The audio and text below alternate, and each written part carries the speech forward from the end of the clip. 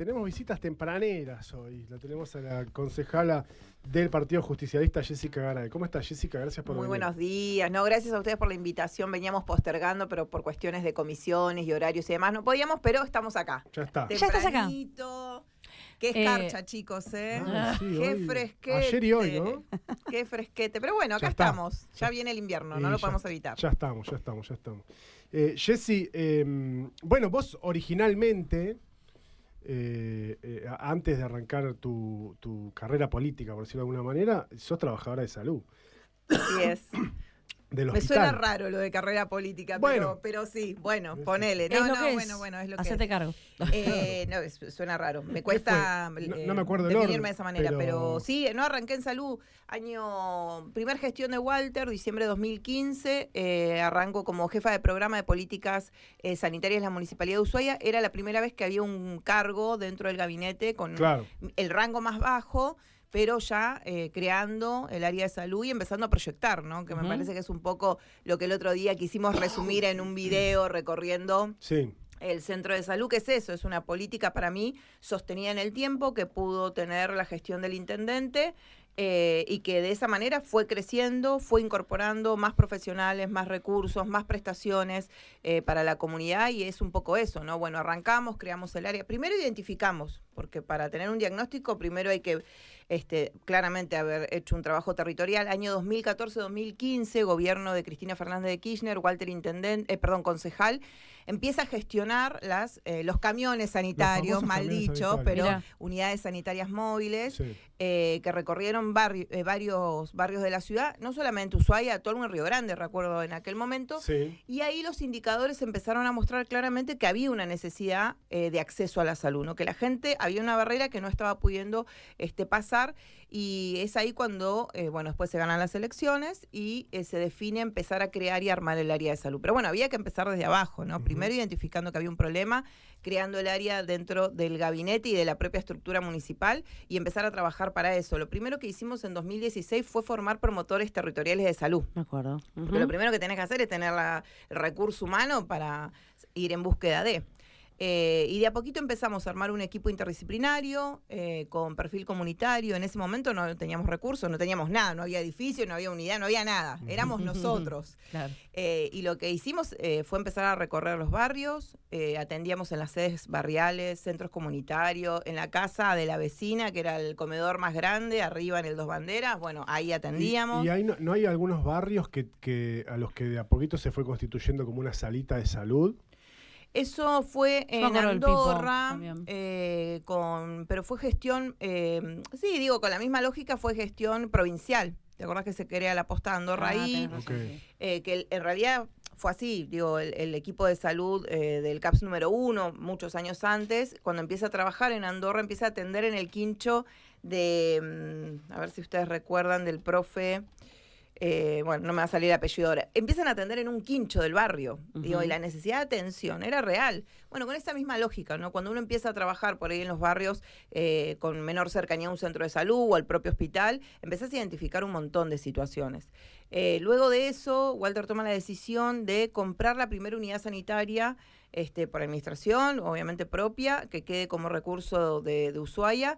Y bueno, fue todo un proceso, porque la verdad que era de cero, nadie sabía muy bien, obviamente. ¿Te referís al camión? Al camión. Ese camión se compró. Se compró, sí, año 2018. Siempre pensé que había sido como un envío que había quedado firmado en su momento por la presidenta Cristina Fernández. Eso pasó, pero por gestiones tensas con la provincia de aquel momento, finalmente esa unidad nunca llegó a Ushuaia, se le devolvió a la Nación.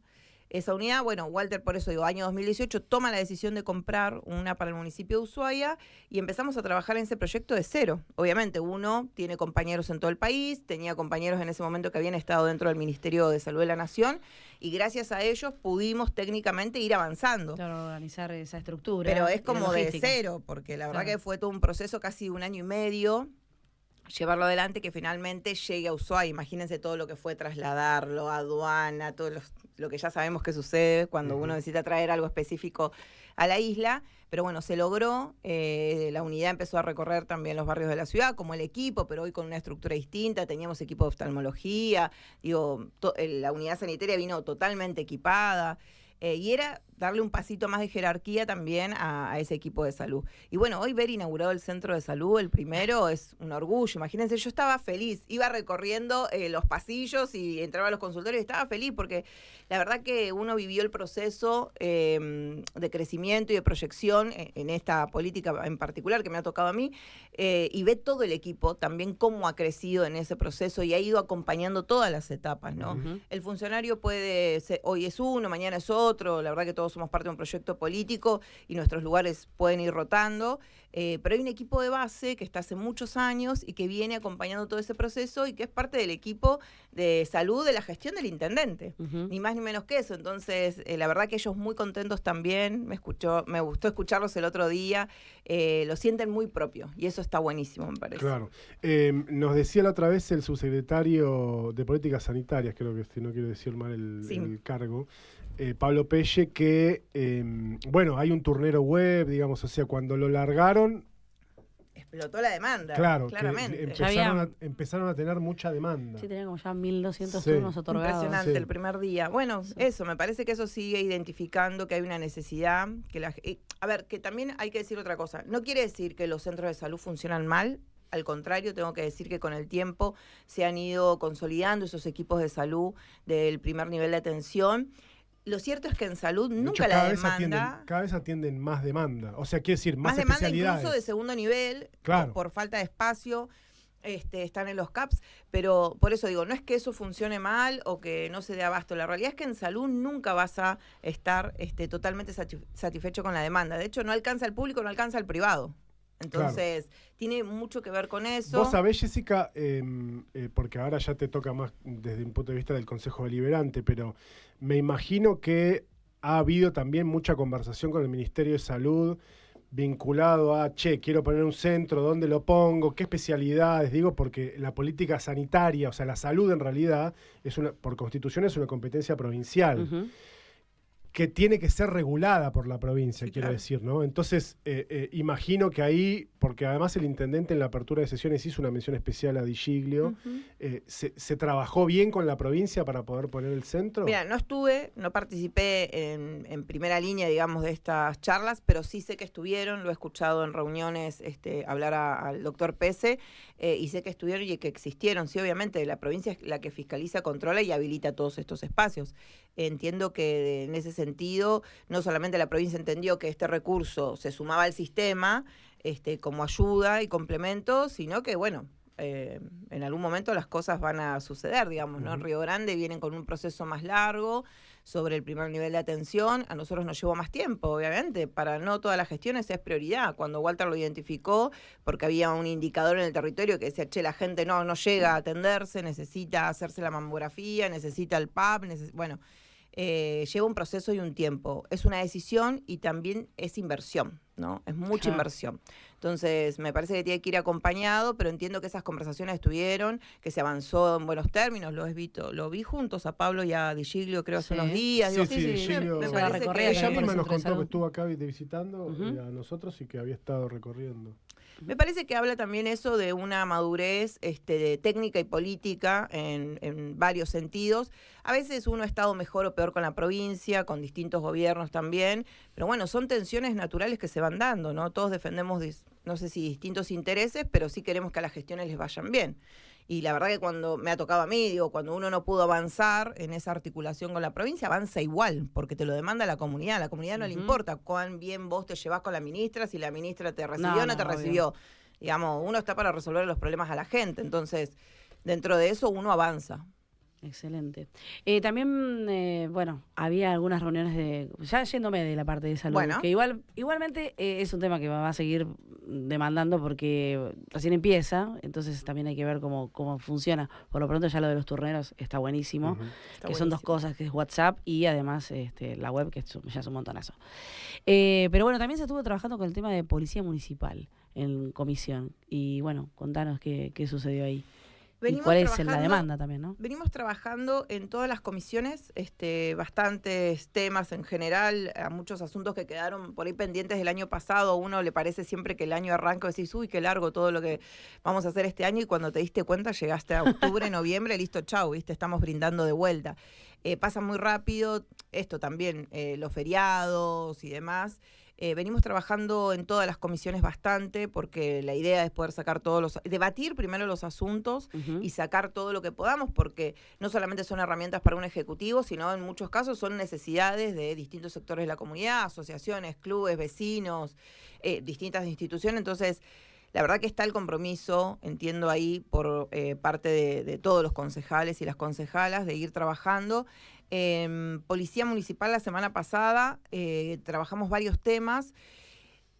Hay mucha discusión sobre el control y la fiscalización que realmente tiene que llevar el Ejecutivo Municipal adelante con temáticas varias, ¿no? A mí me parece que un anuncio muy importante que hizo el intendente en la sesión de aperturas dijo: se va a conformar el área, el cuerpo de Policía Municipal, que es algo que es un rol medio raro, pero no es ni policía, pero tampoco es un inspector común. Voy a hacer una referencia que no te va a gustar porque ver, es muy macrista, pero es tipo como guardia urbana. Algo así sería, sí.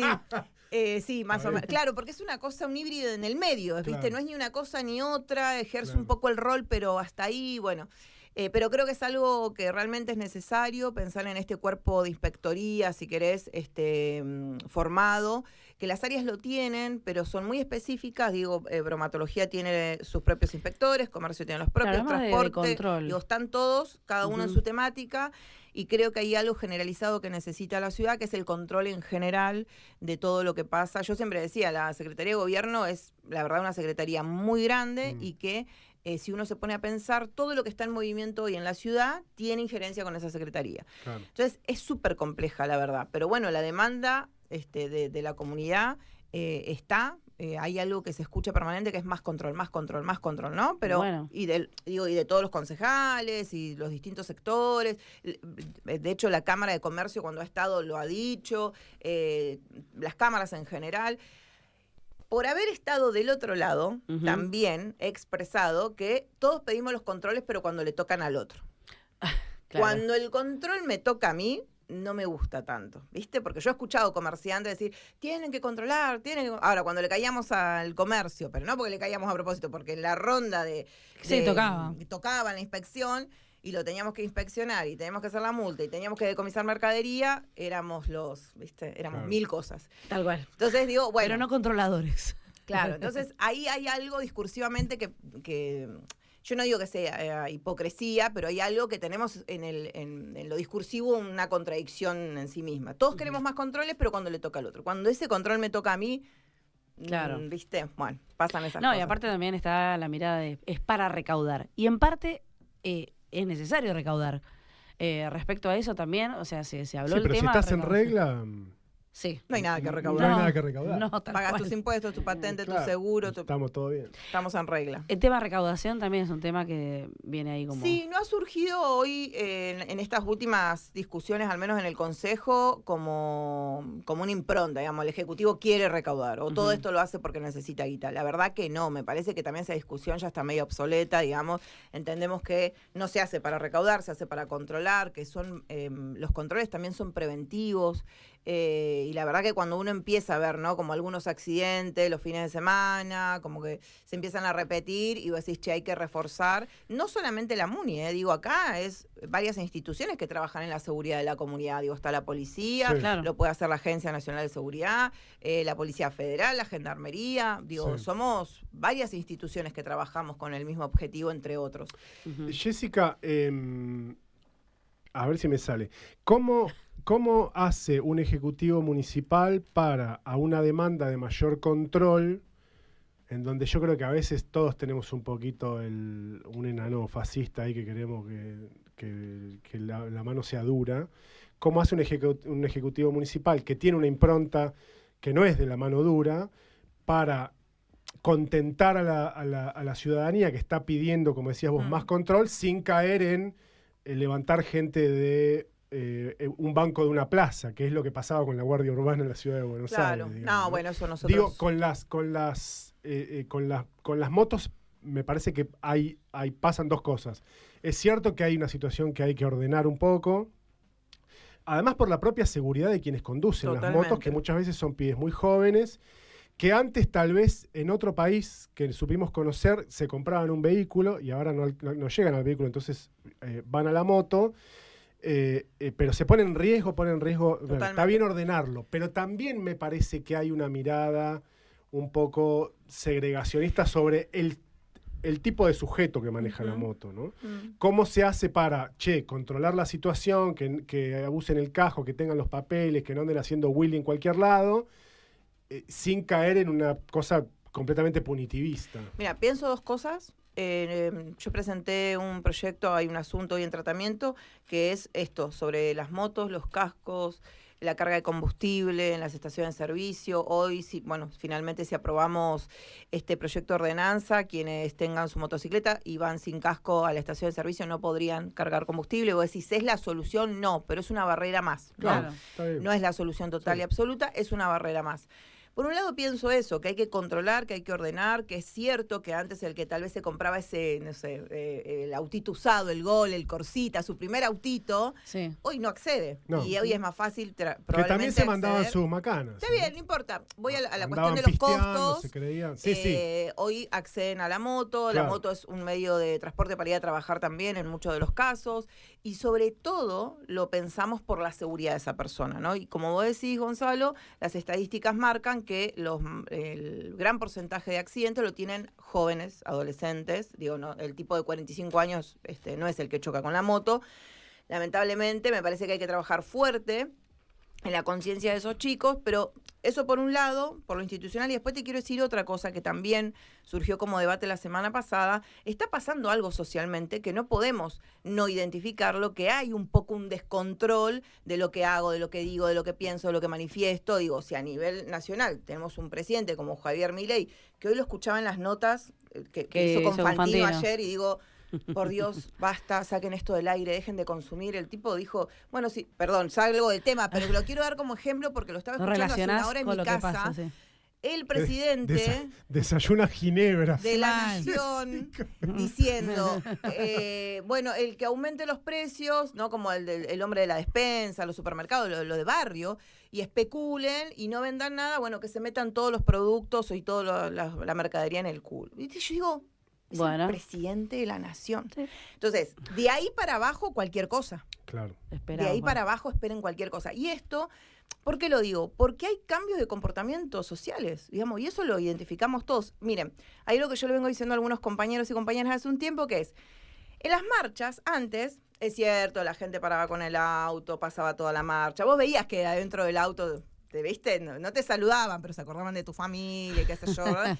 Pero había como un cuidado, ¿no? Sí. Ahora, en las marchas, no les pintaba atropellarte. Ni bajarse, ni putearte, ni tirarte una patada, ni... ¿Viste? Y yo digo, ¿y por qué pongo como ejemplo todo el tiempo al presidente? Porque digo, es la mayor autoridad que tenemos en este país. Bueno, el 8 de marzo fueron 3-4 episodios en la misma marcha. ¿Sí? Digo, pero antes, esa persona, mira, yo digo esto, no es que esa persona no lo pensaba, que éramos unos ñoqui, no sé, cuca, vagos, todo lo que vos quieras, lo pensaba. Pero le da vergüenza decir lo que pensaba del otro. Hoy no tiene ningún problema. Se baja del auto, te lo dice, te putea, y si lo están filmando también no le importa nada. Digo, hay como, me parece, algunas conductas sociales que han cambiado en estos últimos 2-3 años sobre todo, y eso se refleja en todo. Entonces, por un lado, fíjate qué contradictorio, tenemos una nación que empezó a desregular un montón de actividades y tenemos en lo local la demanda de regular y controlar cada vez más. Ahora, hay algo que no está coincidiendo. Claro. Si a nivel nacional vos votaste un gobierno que empezó a desregular, que te dijo que iba a hacer esto y mucho más, y muchas cosas que no te dijo, pero las está haciendo igual, bueno, podés exigirle al gobierno local, al municipal, que cumpla el rol y la responsabilidad ni del provincial ni menos del nacional. Entonces me parece que se mezclan un montón de discusiones a la hora de hablar de algo normativo que tiene que ver con patrones de conducta de la comunidad. Y eso lo estamos viendo en todos los ámbitos, ¿no? Como, bueno, ahora vale todo, la verdad que hago lo que quiero, si quiero ando en la moto sin casco, pongo en riesgo un montón de gente, estaciono donde quiero. Viste, como hay una cosa de medio que se siente como desmadre, pero yo creo que tiene que ver, no porque no hay presencia de los inspectores o porque la municipalidad no está haciendo su trabajo, sino que tiene que ver con los cambios de conducta que estamos teniendo naturalmente con lo que está pasando. Sí, bueno, aparte también la viceintendenta la semana pasada también llamó a reflexión y a decir, che, tengamos un poco más de cuidado también con los inspectores de tránsito, o sea, porque hay como un desafío también a la autoridad.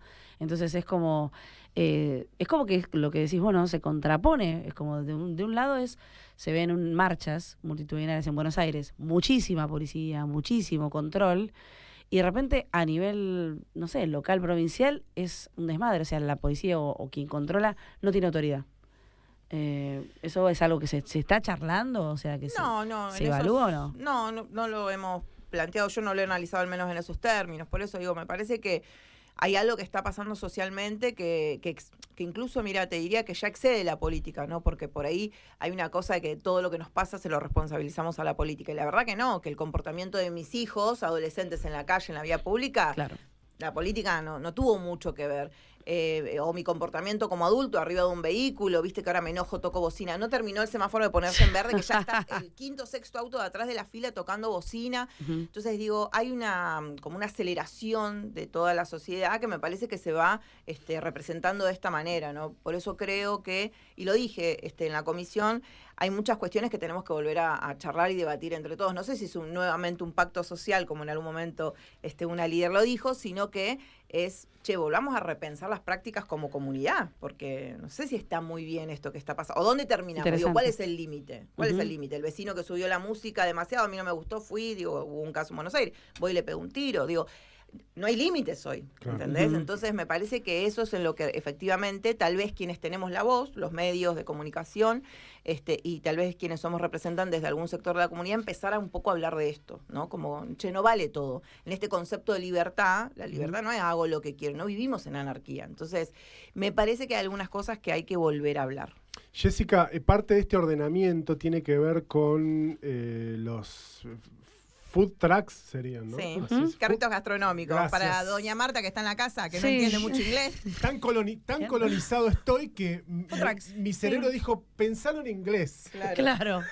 Ya no, Marta, carros gastronómicos. Claro. Carros gastronómicos. Que vos fuiste la autora del proyecto, si no recuerdo mal, o lo encaraste fuertemente. Eso se sancionó. ¿Empezó ese proceso ya de ordenamiento? Sí, de a poco, obviamente es un proceso. Está trabajando la Secretaría de Gobierno, obviamente en buscar la habilitación de quienes están y de a poquito, que también en algún momento lo pensamos como una salida laboral para quienes habían perdido el laburo en los últimos meses.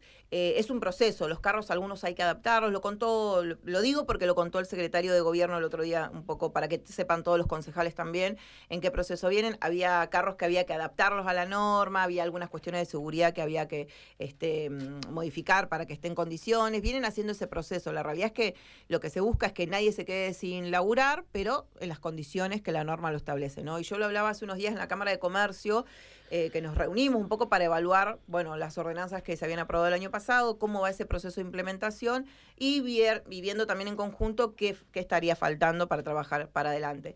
Y decíamos dos cosas, ¿no? El de carros gastronómicos es un proceso distinto, que además requiere inversión, pero fíjense que había una discusión que estaba socialmente instalada, que era la de las ferias, ¿no? Ferias sí, feria no, feria sí, feria no. Bueno, salió la ordenanza. Empezó a trabajar el Ejecutivo en la reglamentación, convocó a todas las partes y fíjense que el problema pareciera ser que desapareció, o al menos lo que vino a hacer la norma es a controlar y ordenar un poco más y decir, en estas condiciones sí se puede.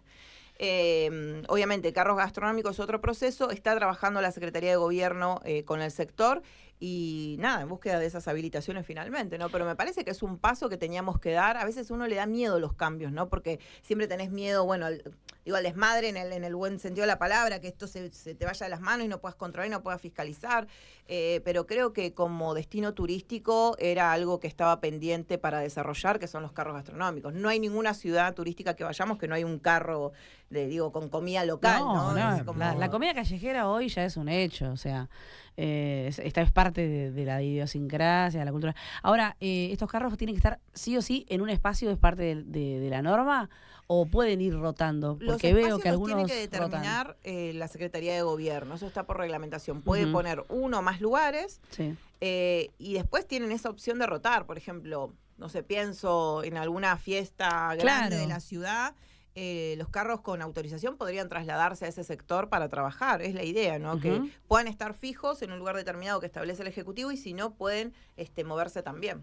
Claro, en caso de festividades, hay también eventos deportivos, porque a veces sí se ve rotando, pero bueno, es una vez que ya tengan que esté todo dentro de la normativa. Sí, a ver, son cosas mínimas que faltan, algunos detalles, pero por eso algunos todavía no tienen hoy su habilitación definitiva. Algunos, también hay que decir, que fueron notificados hasta 4 veces y todavía no hacen nada. Bueno, probablemente ese carro en algún momento lo saquen, ¿no? Claro. Digo, si no estás en condiciones, me parece que es injusto para el resto que está intentando hacer el proceso para tener su habilitación definitiva. Okay. Y ahí es la parte en donde no pasamos a ser tan buenos, ¿no? Digo, che, no, mira, flaco, te notificamos 5 veces, no podés trabajar en estas condiciones, retira tu carro del lugar y bueno, seguramente ahí van a salir en los medios, van a decir, porque la municipalidad no me deja trabajar, y bueno, esas cosas que pasan. Después cuando uno entra en el detalle de cada uno de los casos, bueno, no es tan lindo y tan bueno como todo parece. Pero bueno, siempre nos toca hacer un poco de buenos, un poco de malos. Y es el Ejecutivo. No queda otra, es así. Jessica, gracias por la visita. No, por favor, a ustedes. Gracias por levantarme tan temprano a hacer la nota. Pero si te levantás tomando ginebra, Javier Pero Milei, no. ya tenés que estar... Miran los noticieros. ¿Ustedes qué hacen cuando se levantan? ¿No miran noticieros? Todo el día. Todo el tiempo. Bueno, ¿cómo Nosotros estamos todo el día. Sí. Que te dormís mirando la última publicación de X o... Es todo el día. Y sí, vivimos de eso. ¿Qué va a Así ser, funciona. chicos? Que tengan excelente día. Jessica Igualmente. Garay, concejala de Ushuaia por el Partido Justicialista, nos estuvo visitando aquí en el estudio.